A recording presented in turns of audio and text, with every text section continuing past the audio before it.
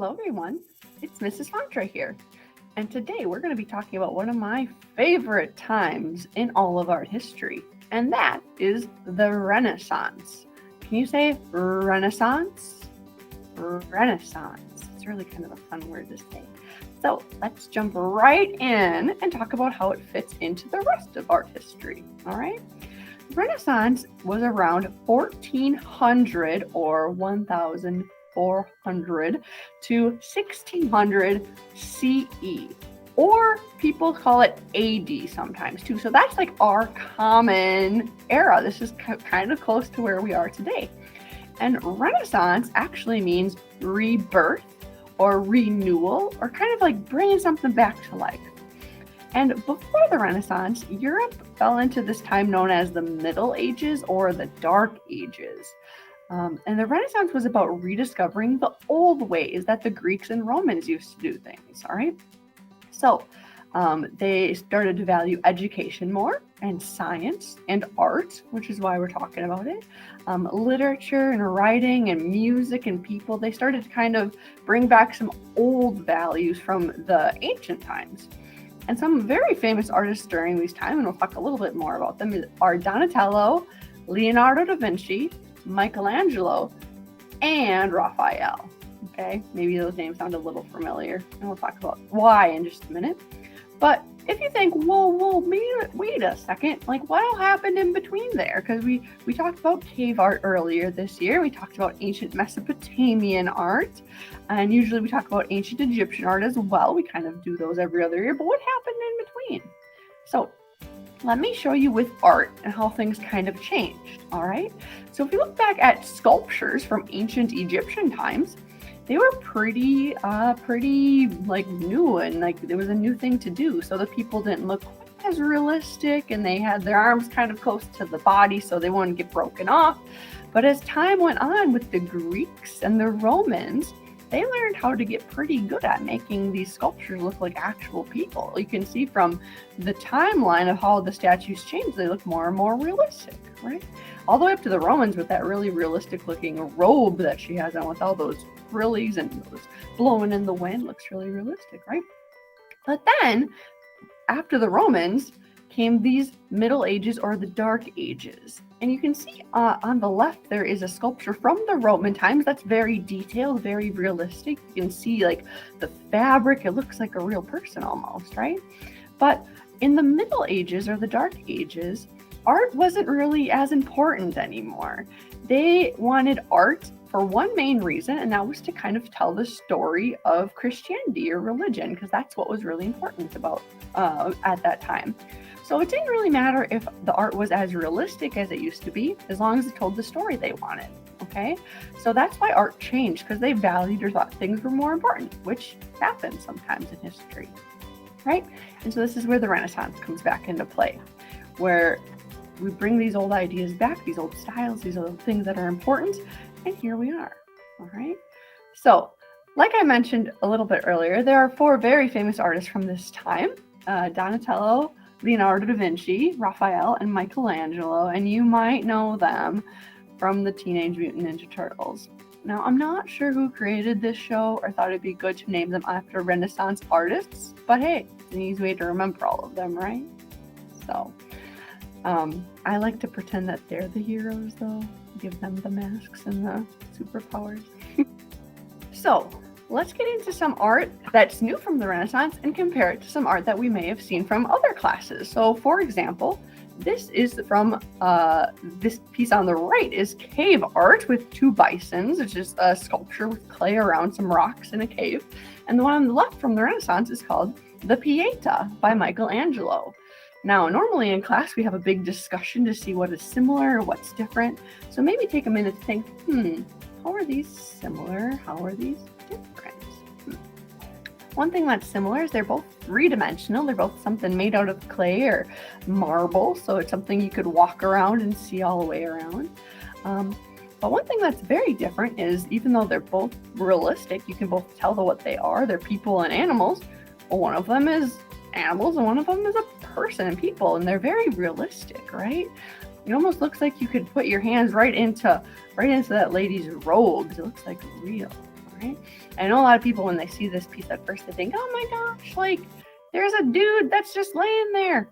Well, the story behind this piece is that it's Mary and Jesus after her son died. So it's supposed to be really kind of a sad piece. So he wouldn't be wearing a full piece suit, right? He died. So it's kind of sad. But anyway, the whole point of the Renaissance is being realistic and kind of having some religious stories behind it too, to kind of bring the Middle Ages together with the Renaissance. So that's how that kind of happened. All right. So again, very, very realistic, right? Here's another one to kind of look at, the Renaissance versus ancient Egyptian. The painting from the Renaissance is done by Raphael. And the one on the right, we don't know the artist because it's so old, but maybe you can see that they are both people, right? They're both people that are painted, but the one from the Renaissance by Raphael is very realistic, right? You can see those pudgy little baby arms. It looks like you could just give a baby a little pinch on the cheek. It's so realistic, right? There's light and dark and medium values all through it. Like the Egyptian one is all just solid black hair or solid skin or solid colors. It's very solid. But even just looking at like this lady's red shirt, look how many different types of red are mixed in, right? There's light red, medium red, dark red, there's shadows. There's so many colors in that, right? So it looks a little bit more realistic. Okay? All right, on to one more to show you. We'll be talking about some more Impressionist artists in the future here, but one of them we like talking about is Claude Monet, and you can see his painting on the right with lots of bright colors and kind of a sunset, a little fuzzy looking. And the one on the left is a painting by Leonardo da Vinci, right? You can see, again, I think the big theme here is it's very realistic, right? You can see the people, there's an angel, there's a garden, there's some landscape in the way back. It looks pretty realistic. Monet has really bright colors. And do they have as bright of colors from the Renaissance? Not as bright as Monet. And his artwork was made a couple hundred years later, so they had better paints then. So the colors are much brighter for Impressionist and Monet's kind of art. All right. So from here, I'm going to stop sharing my screen and I'm going to get out of here for just a second, but I'm going to be getting into what your grades project is, because it might be based on one of the artists we learned about and maybe some other common thing from Renaissance. So stay tuned and find out. All right, 4K and kindergarten friends, our project is going to be based off of Leonardo da Vinci. And I actually want to show you another video that gets into that a little bit more in detail. However, I'm not sure if the audio or the hearing is going to work the best. So I'm also going to post a link in this video of the link I'd love for you to watch too. So let me try to share this with you and watch a little bit more about Leonardo da Vinci. All right, cross your fingers. Maybe we can get this to work today. Is it time to take those landing lessons? I'm beginning to think I need swimming lessons. I don't know what I can teach you about swimming, but you're in the perfect place to learn about the Renaissance. This fountain? No, silly. Florence, Italy. Many people say Florence is where the Renaissance started. Ah, so that's why you came here to study art. You got it. As a matter of fact, I'm studying for my Renaissance art class right now. Care to join me? That would be splendid. I have a great book about the Renaissance that I'm sure will answer all your questions, Puffer. It's in here somewhere. Ah, here it is. So, Puffer, what would you like to know? First, I need to know what Renaissance means. It's a word that means new beginning. The Renaissance began a long time ago in Italy. It was a time of great ideas. Some of those ideas were borrowed from other places and other times. How did people in Italy find these ideas? Did they have a time machine? In a way, they did. The Greeks and Romans from olden times had many important ideas about art, architecture, and writing. Some of what they made was forgotten for many years. When their work was rediscovered,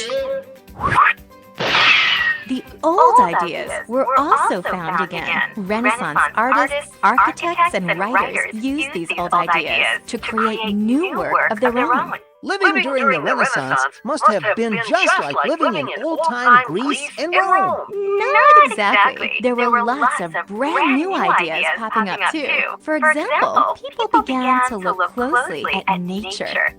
Lots of new inventions were conceived, and paintings and sculptures began to look more realistic. Maybe you'd like to learn about a man with some amazing ideas who lived during the Renaissance. His name was Leonardo da Vinci.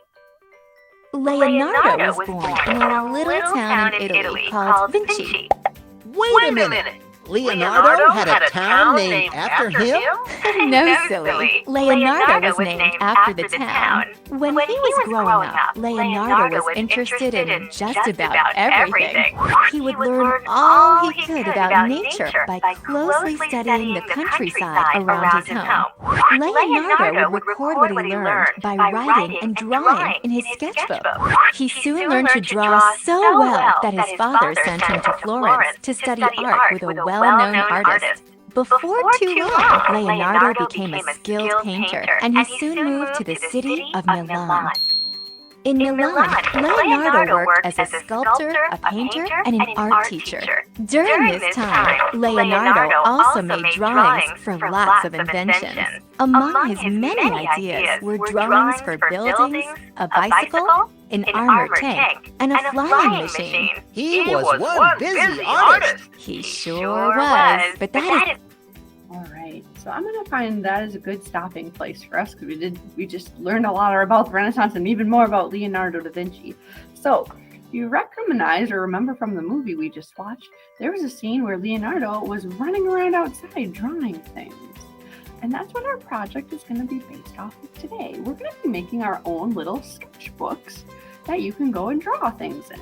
Now, how is a sketch different than a drawing? That's a good question. A lot of times, sketches are much faster, okay? And they don't spend as much time on detail or coloring in parts. So a lot of times you only would use a pencil for sketching, all right? So today, all you're gonna need is a pencil and a couple of sheets of paper, all right? I have just normal ones from a printer that will work just fine. But all you really need to do for this is you're going to be folding them in half, kind of like a birthday card, right, or a book. And you're going to be making sure the corners are lined up and you can squish it together like this, all right? If you want to make sure your book is extra secure, because right now I have 2 pages in here and you can see I'm not being super careful, they could come apart. So what you could do to kind of help keep that from coming apart is using either staples, going staple to make sure the pages all stay in, or even using some tape. You can roll a long strip all the way around the end so it opens up and it keeps the pages over there. Okay, now there's only one rule for sketching today, all right? And the rule is you need to draw things that you actually see with your eyes. So what I mean by that is, does anyone have a pet dragon at home? Probably not. So you shouldn't be drawing things that you don't see. If you have a pet dog, sure, you could draw your dog at home. Or maybe you want to draw your shoe. Or maybe you want to draw a fork that's on the table. You can draw anything that's around, but you have to be able to see it, okay? So it's a good way to practice drawing things that are actually real and doing things realistically, okay? So it's up to you how many pages you put in, but if you could take a photo of maybe your favorite sketch or your favorite thing that you took that you captured in your book, that would be great. All right. I'm looking forward to seeing what you come up with your Renaissance discoveries today. All right. Any questions or concerns, please let me know. Happy creating.